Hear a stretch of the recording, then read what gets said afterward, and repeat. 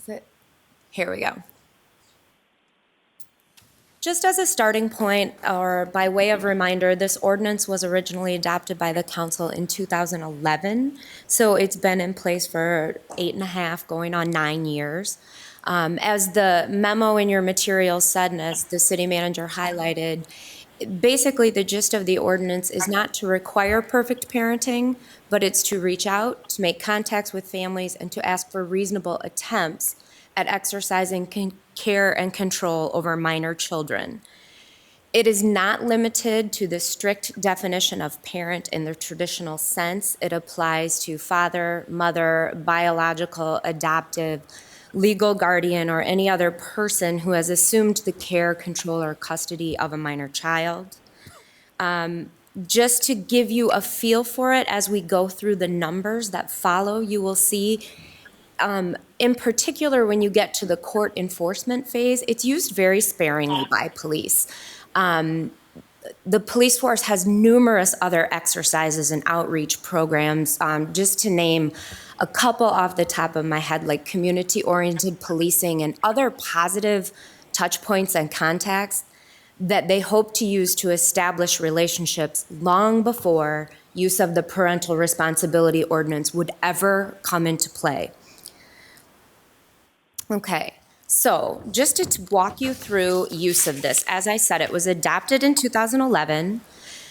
When I say municipal infractions, I'm saying enforcement led to the point of a citation resulting in a court appearance. So only one municipal infraction issued in 2011. I mean, what's the perception from, city employees, police force, relative to the success of this ordinance creating the desired outcome, or i.e. Right. reduction in the behaviors that are causing these infractions? For a lot of the officers, the easiest route is take care of the violation that night, make the arrest, turn them over to parents, whatever happens to be the outcome. But there's a handful of folks that have really embraced this. As I mentioned, the school resource officers being part of that. Those folks in the community policing officers. So as they start seeing names repeating in the shift reports for contacts, they start digging a little bit deeper. But we remind our staff on an annual basis during training about this time of year, it's going to be coming up again, that this is a very useful tool that we need to continue to utilize. If you want to quantify the success, for me, the most telling thing is the warning letter to the citation.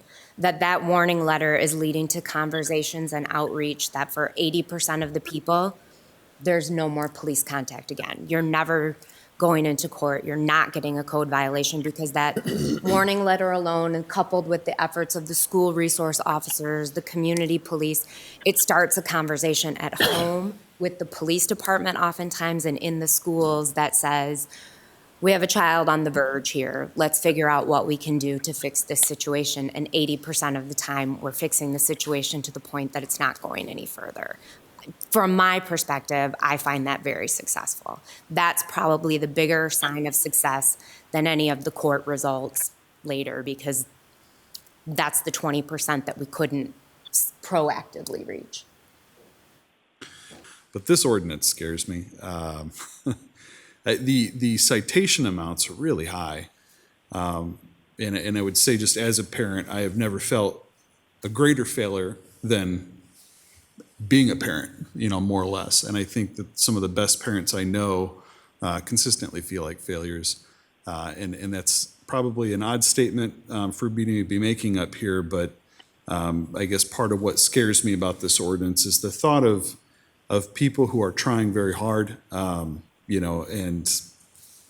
best parenting doesn't necessarily yield the best acting child. And certainly we all have our spurts where we are, we're buttheads, essentially. And, I think everything you described, and I'm getting a bit wordy here, but everything you described, it sounds like is a community we're executing upon this, and I think as was discussed, in a good spirit. We're well-intended relative to what we're doing. But again, the ordinance itself, it's concerning. Either the time or the money part I think puts a pretty high bar in front of people and we don't have socioeconomic information relative to who's taking these fines, but $250 plus, that's pretty darn considerable.